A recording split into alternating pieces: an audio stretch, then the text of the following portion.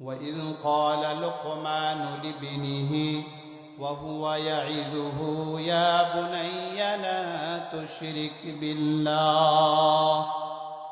এই লোকমান হাকিম তার সন্তানকে তিনটা নসিহত করেছেন।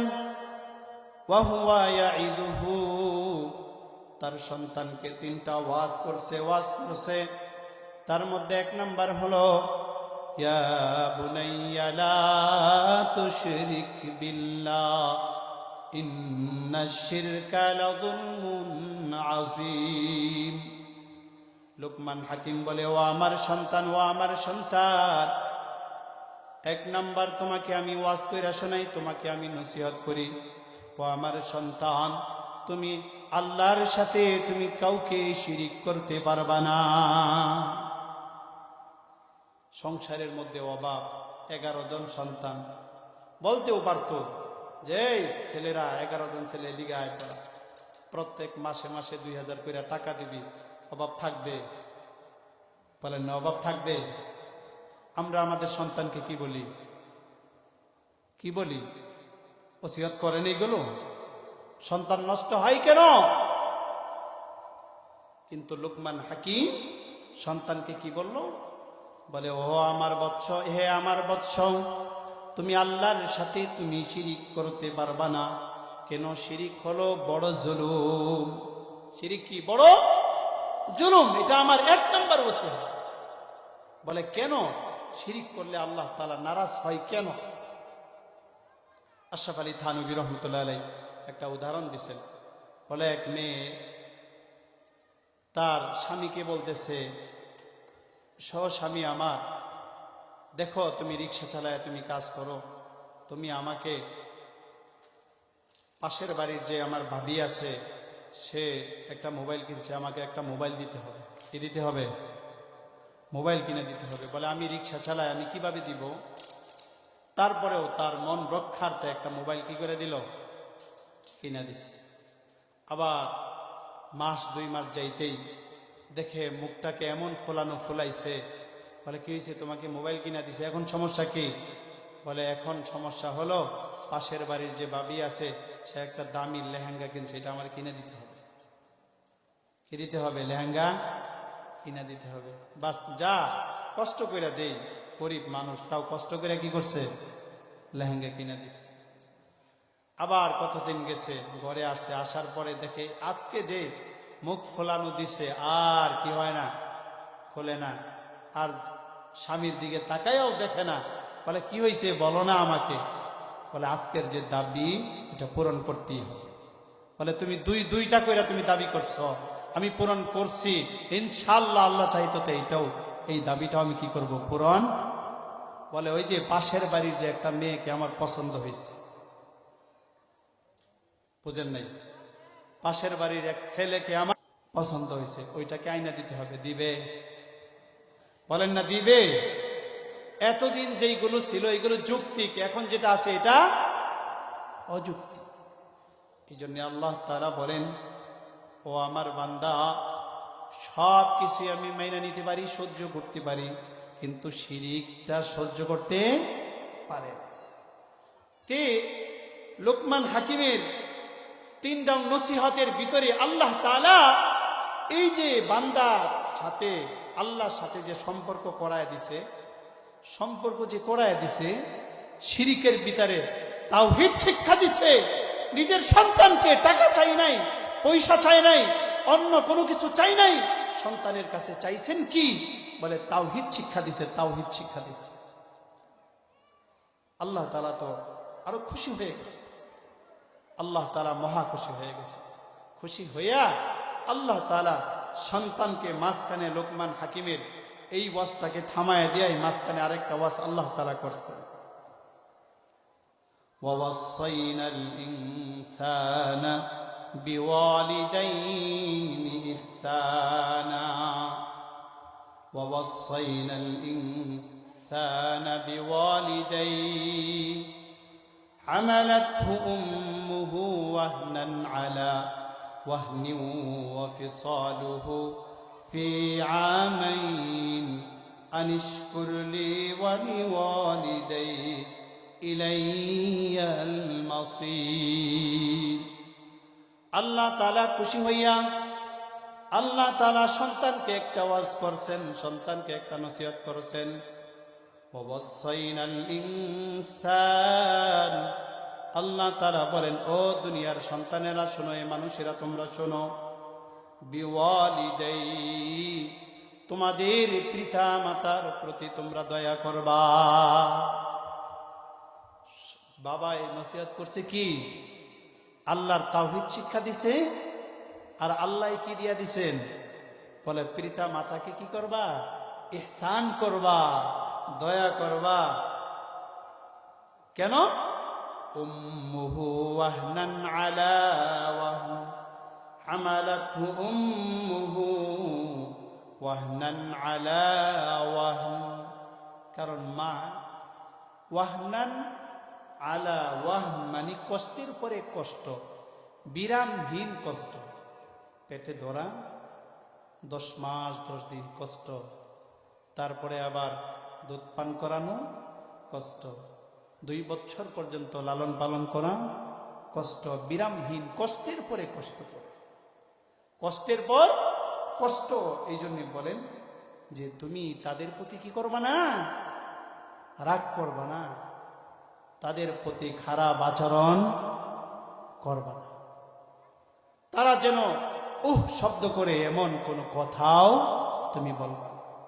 অনেক বাবা, অনেক সন্তান আছে, বাবা গেছে, বলে সন্তান তোর মা দেখ অসুস্থ, তুই যা খাস তার থেকে আমার কিছু দিস। সন্তান বলে না, তুমি যেমনি আসো, তুমি যেমনি মন চাই এমনি তুমি রান্না করে খাও, তোমাকে কিছু দিব না, তোমাকে কিছু দিব না। তাহলে বলেন এই সন্তান তুমি কি বুড়া হইবা না? বলেন না, বুড়া হইবে না? তুমি যেমন করবা তোমার সন্তান, তুমি আমার সাথে যেমন করবা তোমার সন্তান তোমার সাথে তেমনটাই করবে। শুধু না, তার থেকে আরো জঘন্যতম কিছু ব্যবহার করবে, জঘন্যতম ব্যবহার করবে। এই জন্য বাবা মায়ের সাথে খারাপ আচরণ করা যাবে? খারাপ আচরণ করা যাবে না, সদয় ব্যবহার করতে হবে তাদের সাথে। ছোট সময় আমাদের সাথে খারাপ ব্যবহার করছে, খারাপ ব্যবহার করে না। লোকমান খারাপ ব্যবহার করে নাই। সুলাইমান আলাইহিস সালাতু ওয়াস সালাম তার সঙ্গীদেরকে নিয়ে তিনি এক জায়গায় রওনা করছে, নদী পথে, নদীর সফরে এক জায়গায় রওনা করছেন। যাইতেছে জিন্নাতদেরকে নিয়ে, যত ধরনের তার বাহিনী আছে, বাহিনীদেরকে নিয়ে তিনি রওনা করছে নদীর পথে। নদীর মধ্যে যায়া তার সিংহাসন উঠছে, তো নদীর মধ্যে দেখে বিশাল ঢেউ আর ঢেউ, একটা জায়গায় একেবারে সমতল, পানি নড়াচড়া কিছুই করে না। সুলাইমান আলাইহিস সালাম দেখে অবাক, কিরে এই জায়গাটা কি হলো? সমুদ্রের সমস্ত জায়গার মধ্যে ঢেউ আর ঢেউ আসতেছে, একটা জায়গা কি পানি নড়াচড়া নাই, একবারে স্থির। তার ভিতরে কৌতূহল জাগলো, এই জায়গাটা কি, এটা দেখতেই চাই। তিনি সিংহাসনটাকে থামাইলেন, থামাইয়া একদম জিন্নাতকে নামাইছে ভিতরে। এই জিন্নাত তুমি যাও, যাই দেখো এর ভিতরে কি আছে। পানির নিচে যাইতে যাইতে অনেক অতিল একেবারে গভীরে চলে গেছে, আবার উঠছে, বলে না এখানে তো কোনো কিছু নাই, অবশ্যই কিছু না কিছু আছে। প্রথমবার পাঠাইছে, দ্বিতীয়বার পাঠাইছে, বলে নাই। তৃতীয়বার যাও, আবার যাও। তৃতীয়বার সুলাইমান আলাইহিস সালাতু ওয়াস সালাম দেখে অনেক লম্বা টাইম নিয়া, লম্বা সময় নিয়া তিনি যে ডুব দিছে পানির নিচে, অনেক লম্বা সময় পর্যন্ত, লম্বা সময় পরে এই জিন্নাত পানির নিচ থেকে উঠছে। বিশাল পাথর একটা হাতে নিয়া, বিশাল পাথর একটা নিয়ে তিনি উঠছে। এই পাথরটাকে নিয়ে তিনি মাটিতে আসলেন। আইসা তিনি এই পাথরটাকে তিনি এইভাবে দইরা দেখতেছে, এই পাথরটা এটা কি। এক পর্যায়ে স্পষ্ট হইতে হইতে তিনি স্পর্শ করতেছে, হাতাইতেছে পাথরটার ভিতরে, এটার মধ্যে কি আছে এটা আমি দেখতে চাই। দেখতে দেখতে এক পর্যায়ে দেখে পাথরের ভিতরে একটা দরজা, দরজার মধ্যে সুলাইমান আলাইহিস সালাতু ওয়াস সালামের হাত পড়ার সাথে সাথে টাস কইরা দরজাটা খুইলা গেছে। ওই দরজার ভিতরে সুলাইমান আলাইহিস সালাতু ওয়াস সালাম একটু ভিতরে গেছে, দেখি এখানে কি আছে, আল্লাহর কি কেরামতি আছে। দেখে একটা লোক সেজদায় পড়ে আছে। সুলাইমান আলাইহিস সালাতু ওয়াস সালাম তিনি ডাক দিছেন, বলে হে কে বা তুমি কে, এখানে আসো, তুমি বের হয়ে আসো, আমি আল্লাহর নবী সুলাইমান পয়গম্বর, আমি তোমাকে ডাকছি, তুমি বের হয়ে আসো। তিনি সাথে সাথে তিনি আসছে, এসে বলে কি ব্যাপার, তুমি এখানে পানির নিচে, তাও আবার পাথরের মধ্যে, এখানে তুমি খাবার দাবার খাও কি, তুমি কি খাও, কিভাবে তুমি থাকো, কতদিন যাবত তুমি পাথরের ভিতরে তুমি আছো, বলো। বলে আমি তো বলতে পারি না। আচ্ছা বলো দেখি, তুমি যখন তুমি এই পাথরের ভিতরে ঢুকছো তখন কোন নবী ছিল?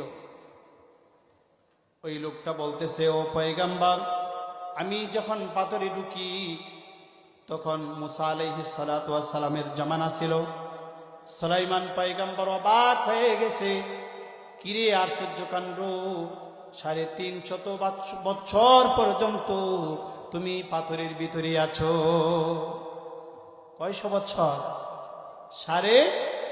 350 বছর পর্যন্ত তুমি পাথরের ভিতরে আছো? বলে হ্যাঁ, আমি পাথরের ভিতরে আছি। বলে বেটা তোমার কাহিনীকে খুইলা বলো, তোমার ঘটনা কি, তুমি এটা খুইলা বলো। বলে ওই লোকটা বলে, ও পয়গম্বর, আমি আমার মায়ের খেদমত করতাম, বিছানার মধ্যে মা প্রস্রাব পায়খানা করতো, আমি সব পরিষ্কার করতাম, নিজের হাতে আমি পরিষ্কার করে মাকে আমি লোকমা তুলে তুলে আমি মাকে খাওয়াইতাম। খাওয়ানোর কারণে মা আমার প্রতি খুশি হয়ে গেছে, খুশি হয়ে আমার মা আমার জন্য দোয়া করছে, আল্লাহ আমি মরার পরে আমার এই সন্তানকে তুমি এমন জায়গায় তুমি শান্তিতে রাখবা, আসমানেও না আবার জমিনেও না, এমন একটা জায়গার মধ্যে তুমি সংরক্ষণ কইরা তাকে তুমি ইজ্জতের সাথে পালবা, ইজ্জতের সাথে পালবা। এটা দোয়া করছে কে? মা দোয়া করছে। বলে হুজুর, আমার মা যখন মারা যায়, ওই নদীর ঘাটে আমার মা মারা যায়, ওই নদীর ঘাটে আমার মাকে নিয়ে আমি একদিন ঘুরতে আসছিলাম। আমার মাকে নিয়ে আমি যখন নদীর ঘাটে আসছি তখন আমার মা মারা গেছে। মারা যাওয়ার পরে এখানে আমি কাপন দাপন করছি। আমার মার শোকে শোকে আমি নদীর পার দিয়ে আমি হাঁটতেছি, তখন আমি এই পাথরটা পাইছিলাম। এই পাথরটা দেখে আমি এইভাবে ধরছি, হাত দিয়া ধরার সাথে সাথে দরজা খুলে গেছে, আমি ভিতরে গেছি, এমনিতেই পাথরের দরজা বন্ধ হয়ে গেছে। বলে আমি যখন হাত দিছি সাথে সাথে পাথরের দরজা খুইলা বন্ধ হয়ে গেছে, পাথরটা আস্তে আস্তে পানির নিচে চলে গেছে। বলে তুমি খাও কি?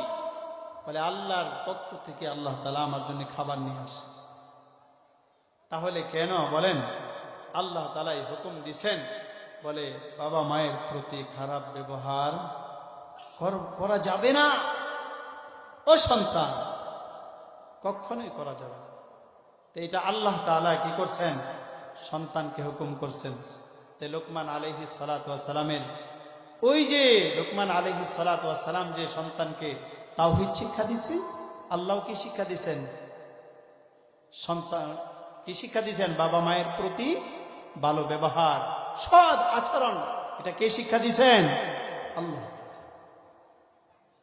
এই জন্য সন্তানের পক্ষ থেকে বাবা মায়ের নির্দেশটাই থাকবে আগে, তারপরে সন্তান, তারপরে আসুন সন্তানকে।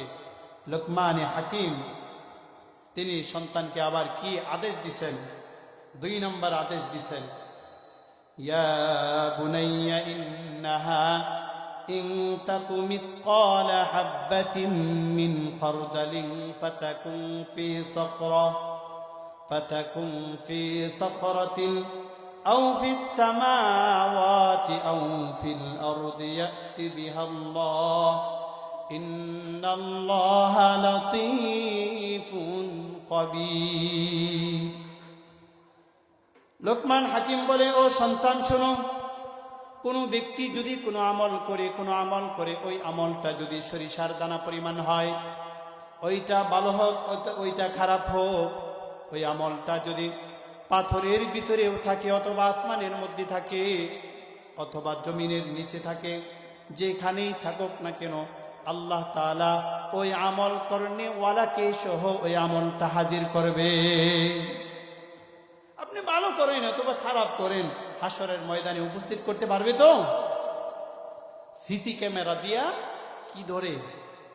খুনির আসামি, চুরি, দোকানে চুরি হচ্ছে তো সিসি ক্যামেরা দিয়ে ধরে না? আল্লাহর কাছে সিসি ক্যামেরা নাই?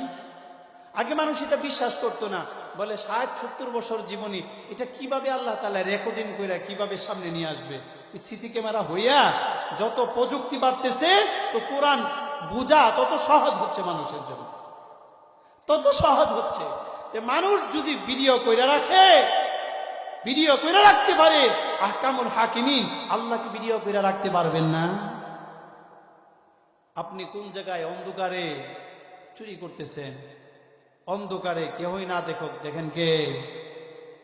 কেউই দেখে না, কোনো মানুষ দেখে নাই পৃথিবীর, কিন্তু দেখতেছেন এই জায়গা সহ আপনাকে সহ উপস্থিত করে।